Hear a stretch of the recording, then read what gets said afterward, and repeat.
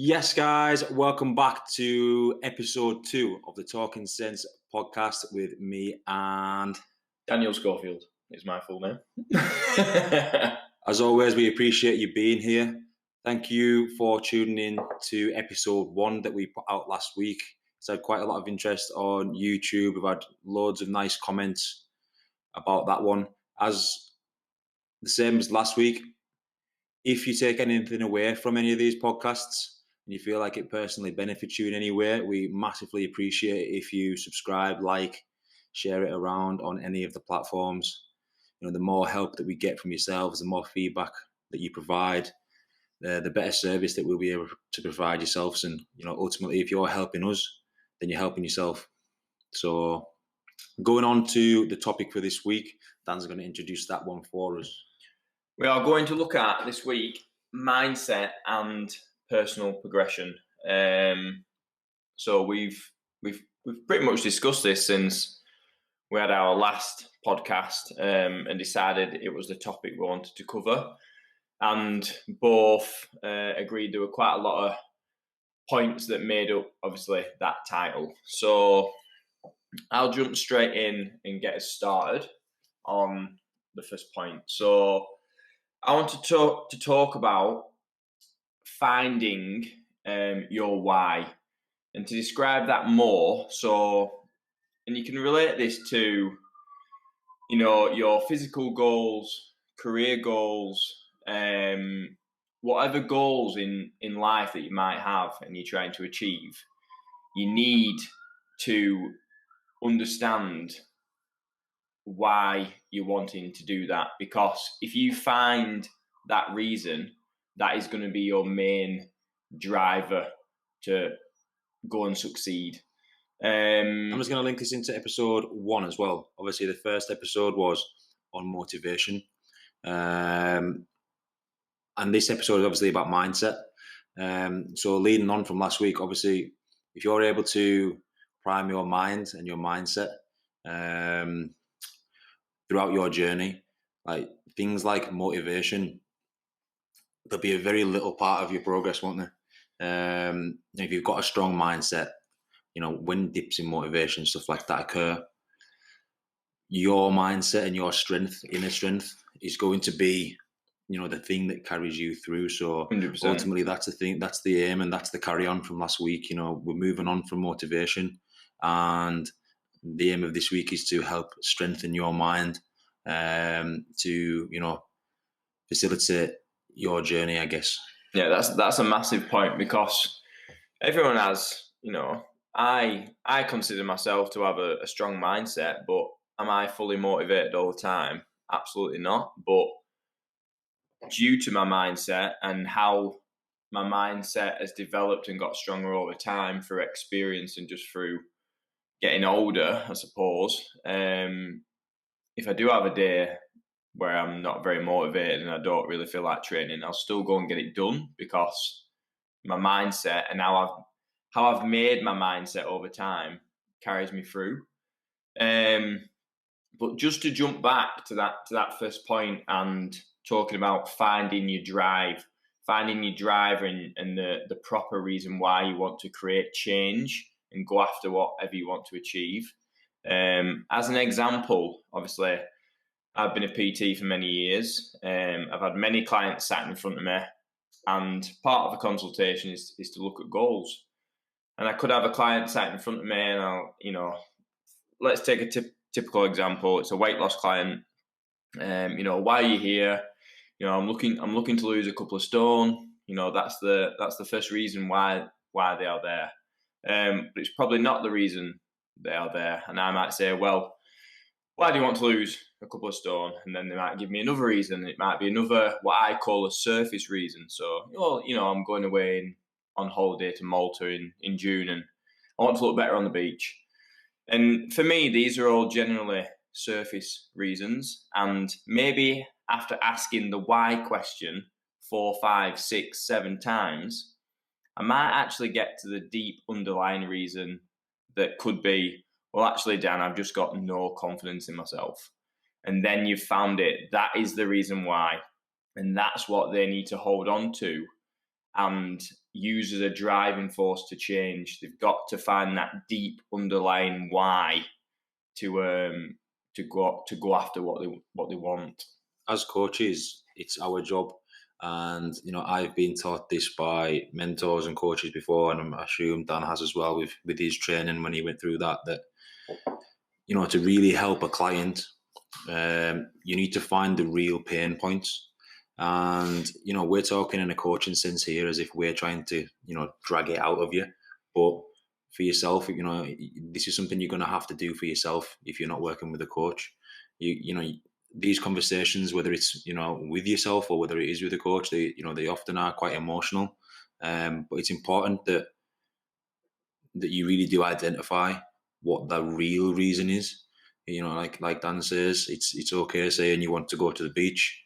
Yeah, but you don't need to be lean to go to the beach. It isn't being on the beach that's the problem. It's the fact that you feel massively underconfident and massively awkward, and you just really feel downbeaten when you're walking around, and you might be worried that people are looking at you and thinking about you and talking about you, and that's the real reason. And it's everyone needs to identify these if they really want to make progress. You need to be completely honest with yourself, and I know sometimes that it is quite hard to have these conversations with yourself, because no one really likes to talk about their insecurities. But if you really want to make good personal progress and you really want to strengthen your mind, you have to learn to accept the hard things, and you have to learn to accept the emotional side of things. It's no good you dodging them and running away from these insecurities. Sometimes you just have to accept them and embrace them, and therefore use that as the driving force. And that's the first step in creating a strong mindset. The strength isn't in pretending that you're okay, it's in accepting that you're not okay and then doing something about it. That is the real strength of the mind.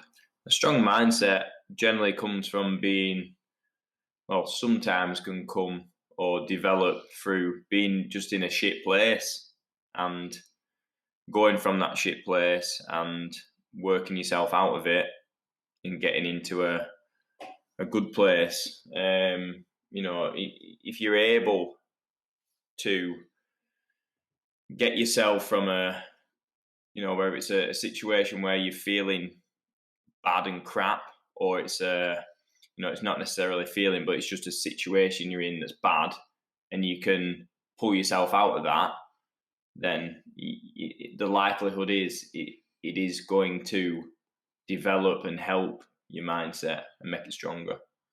So you've now identified your reason why. That's the first step in creating this strong mindset. Now, the second point that I wanted to make was that you need to prime your mindset for growth. You need to have a growth specific mindset. You need to be open to plenty of things. And the first step, that now you've identified your real pain point, is to take responsibility. Now, this comes in many forms. So, like we said, we need to accept that you're in this situation and understand it. Now, you need to identify why you ended up in that place, and you need to stop passing the blame. You need to be open to change, because ultimately you've got yourself in this situation for whatever reason. Now, you're the only person that's going to get yourself out of that place, and you need to be open to changing quite a lot of things. Going on to expanding on that, there's plenty of people in this industry, whether it's coaches or people that just train, they're very married to one specific approach, and I'm sure Dan will agree with that. Yeah. But in anything, when it comes to your personal progress or anyone in general, or this, we can even relate this to something outside of fitness. The best people don't believe that they know it all. The people that make the most progress are the ones that are open, that have an open ear, and are willing to listen and learn, and soak up bits of advice and bits of information and bits of education, and then they take that to them. They take that in, and then they expand on that knowledge, and come to their own conclusions. And that's something that you're going to have to do. You're going to have to be open to listen, and take the advice where you need it. From multiple different sources potentially, whether it's a coach that you're working with directly, or whether you're doing your own research. There's plenty of help out there. Using our podcast or our YouTube as an example, there's plenty of other people doing these kinds of things that are, I've done a lot of learning on YouTube and through membership sites of like top level coaches, like just to use Jordan Peters as an example, or Joe Bennett, the hypertrophy coach. Like, a lot of my knowledge comes from these places, and you as a client need to be in that mindset from the beginning. You need to be like a sponge, and you need to be open to multiple different avenues to explore.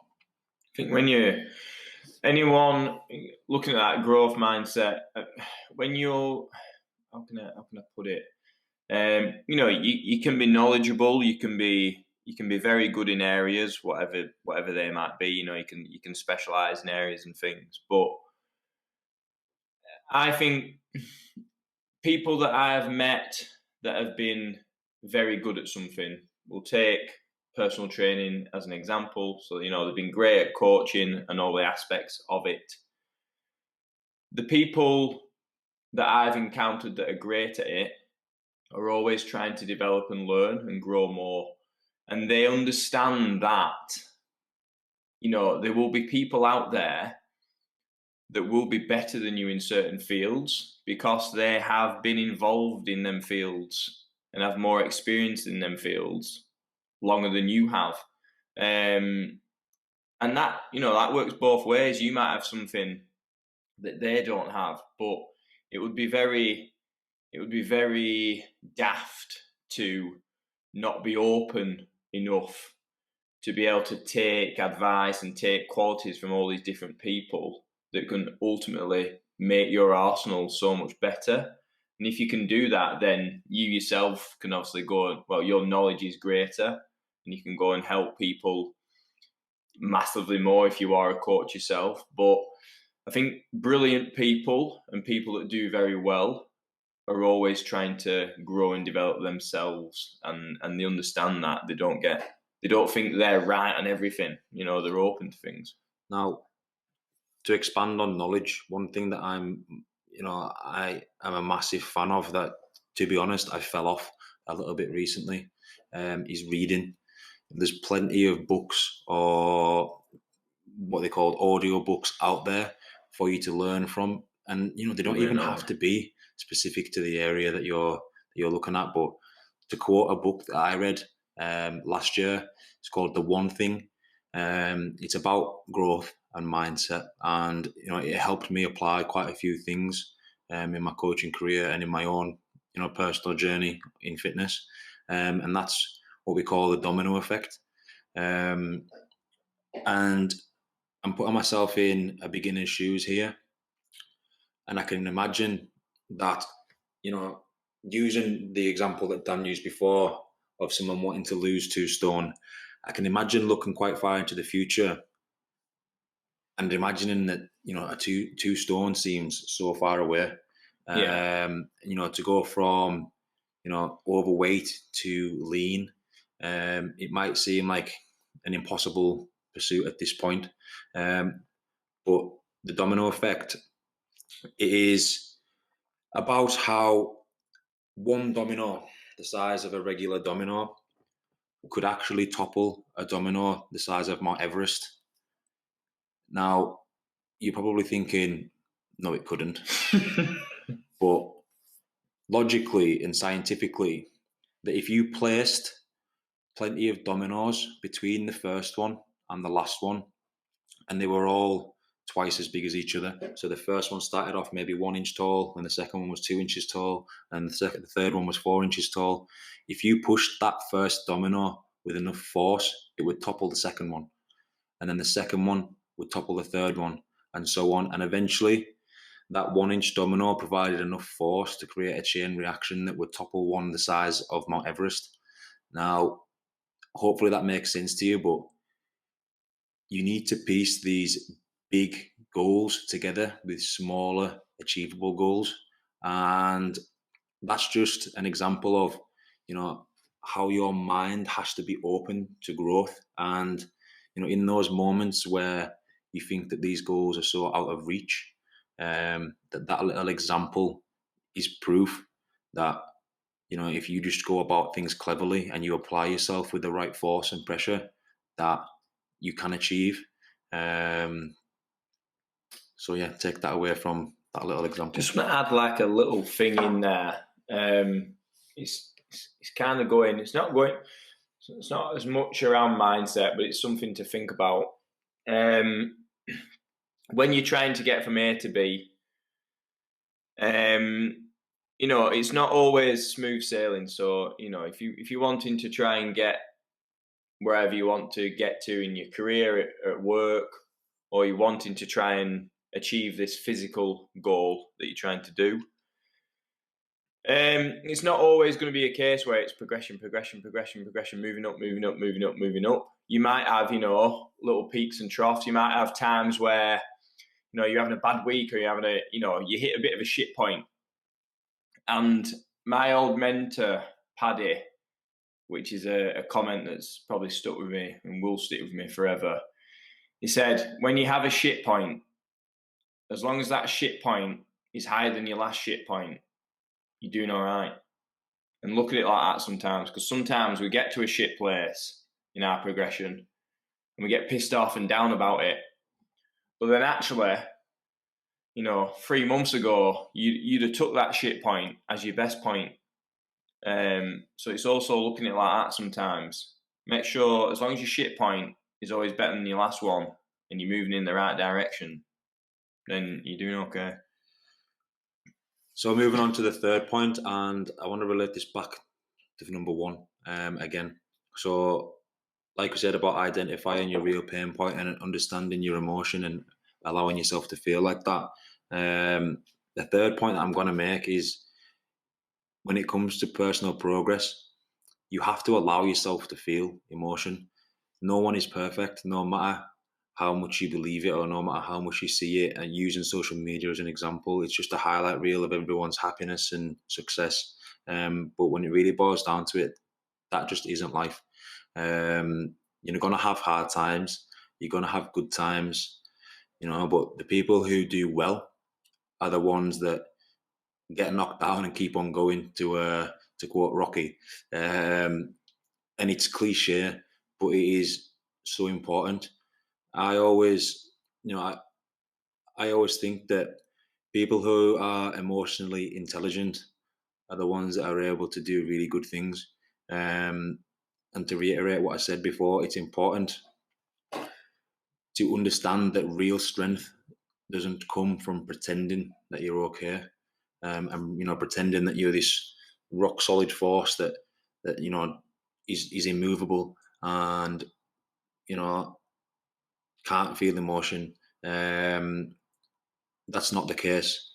You need to be able to understand why you feel a certain way at certain points in your journey, and you need to be able to capitalize on them, whether it's business, whether it's fitness. I'm going to use another example in Elon Musk. And the guy with Tesla is a massive inspiration to people in terms of success. The amount of times that he's failed and his rockets have blown up, and I watched a video of him literally days ago about, he spent something like, or he wasted something like, was it 10 or $100 million of his own money on some project, and it failed. But look at him now. It's one of those things, you can't allow the bad times to overcome the good times, and you need to be able to identify when and why you feel a certain way and be emotionally intelligent enough to accept that, and then plan your actions accordingly, because ultimately you can't control what happens to you, but you can control how you react to that situation. Just linking parts of what Brad's saying there to progression. In my personal experience, I think feeling low sometimes, or feeling crap, or failing, however you want to look at it, I think it's a necessity in order to go and be great or go and achieve what you want. Because Go on, link it to Denzel. Go on, you want me to do it. Link it to Denzel. So yeah, I'm doing it. Go on, do it. Just do it. Denzel Washington has a very famous quote. I'm going to try and remember it now, word for word. And he says that ease is a greater threat to progress than hardship. Ease is a greater threat to progress than hardship. And he couldn't be more right in terms of hardship teaches you to get back up, go again. He also says fall 7 times, get up 8. And if you can do that and come back stronger every time, I think you'll find that you will get there. And it just makes you... Failure makes you want to come back stronger and go for it even more. And sometimes failing and being not where you want to be makes you get to where you want to be, because it gives you that extra motivation required for the action necessary to reach where you want to be. Not only does it give you the extra motivation, it gives you the experience of feeling pain. Yeah. People scar, but they heal. Bruises heal. And it's all experience, and it's a lesson learned. If you shy away from failure or sadness or worry, when a shit time comes knocking on your door, how do you ever expect to deal with that if you've never dealt with it before? The more you deal with it, the more comfortable you come with it, I guess. And the more comfortable you get with it, the easier it's going to be. And again, the more lessons you learn, the less mistakes you make going forward. I think through defeat and hardship, I think that's the only place you ever find a strength that, if you can develop it and well, what's the word? In them places, you find a certain type of strength that you don't find if you're always in a place where you find and you're comfortable. You can't add it to your arsenal, that level and particular strength that it is, without experiencing it. And I think it's probably one of the strongest there is, I would say. Yeah, definitely. Again, we're going to move on. We're going to skip to honesty and realistic expectation. And it kind of ties in with this really nicely. So, when you are having these bad days and, things aren't going your way, whether you're working with a coach or whether you're working with on your own, honesty with yourself or that person that you are working with is going to be crucial to you making progress. And me and Dan spoke about this briefly earlier this week, but it blows our mind that when it comes to check-ins and stuff like that, that people think that a check-in is only for a good day. How do you ever expect to correct a situation if you're not accountable to that mistake? You can't shy away from these things. When it comes to being honest with the coach or being honest with yourself, you can't just pretend these things don't happen, because how do you ever expect to learn from that or adjust according to that mistake or whatever it might be that week? You've got to remember, like, as coaches, if the honesty from the client is not there week to week, in terms of check-ins, in terms of, if your coach is asking about, what's your activity been like this week, what's your food, what's your nutrition been like this week, if you're not honest on them points, where does the coach go from there? How can the coach help with something they have no true knowledge of? They can't. So honesty in terms of progression for yourself, even if the honesty is making you talk about stuff that you've not been doing or things that you've not been doing particularly well, as long as you're honest about it, at least the coach can help. Without that honesty, a coach is blind. You're going to stay in one place. You're going to stay stagnant. I'm going to swiftly move this on to realistic expectation, because we're trying to keep these down to 30-minute windows. And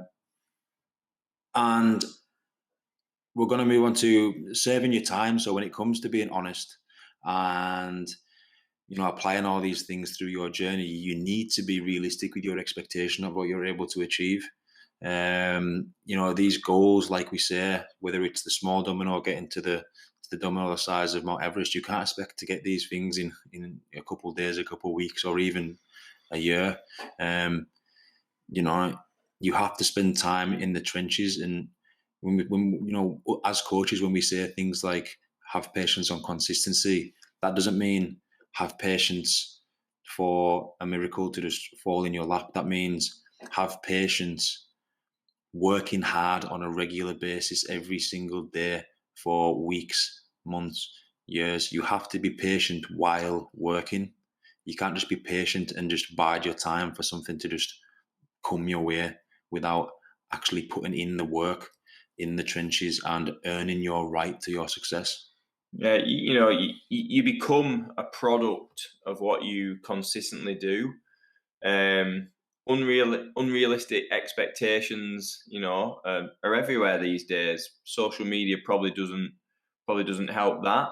There's probably been, especially in our field, there's probably professionals that don't help that, and that possibly, lie in certain ways to maybe even, gain more clients or whatever it might, or gain a greater following, whatever it might be. But yeah, you've got to, Brad said it perfectly then, you've got to serve your time. And people that, again, this is relatable to so many things, whether it's career or physical, whatever it might be.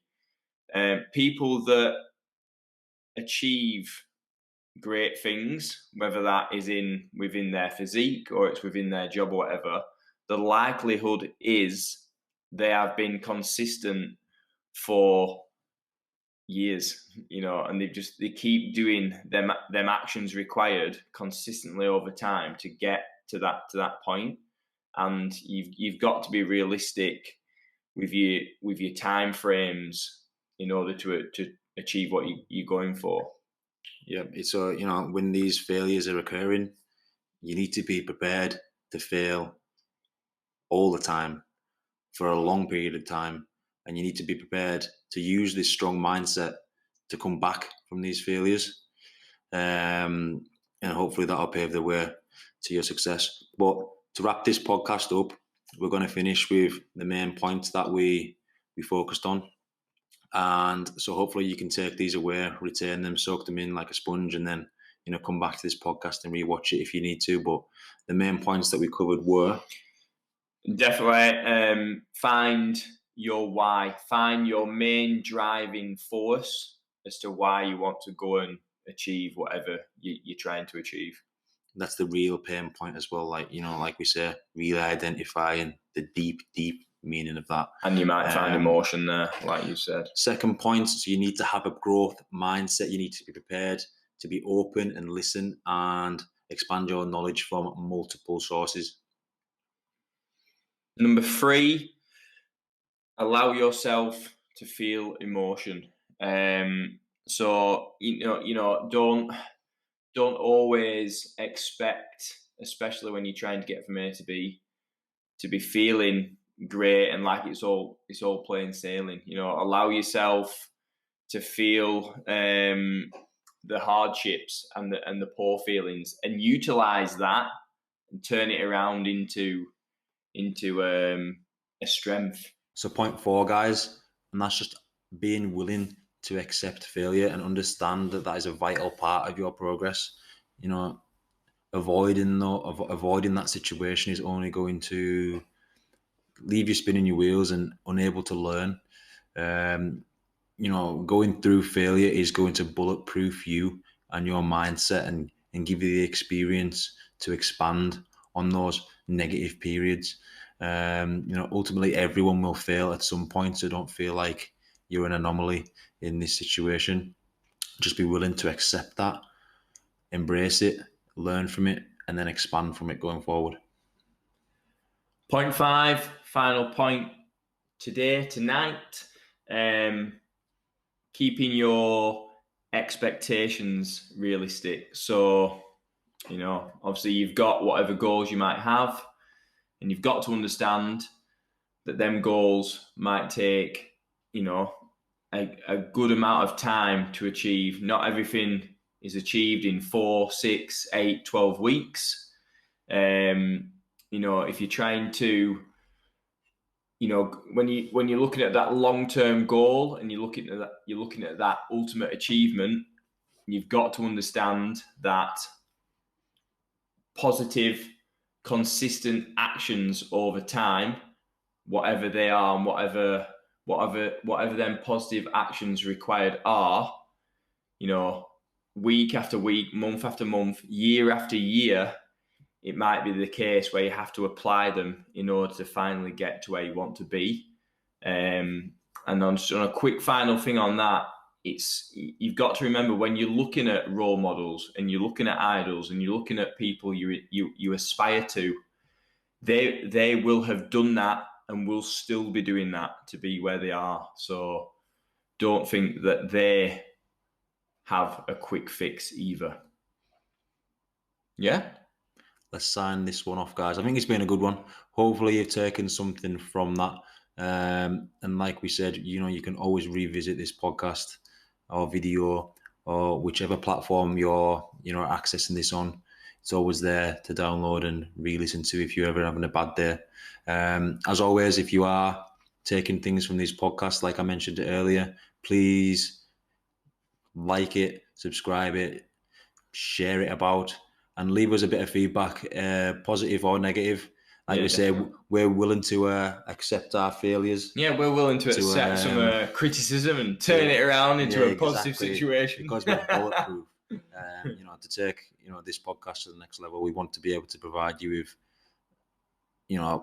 useful information, and your feedback is always appreciated. So like I said, do us a favor, help us out, and in return, we'll help you out. Talking Sense will be back next week for episode 3. Episode 2. See you later, guys. Bye-bye.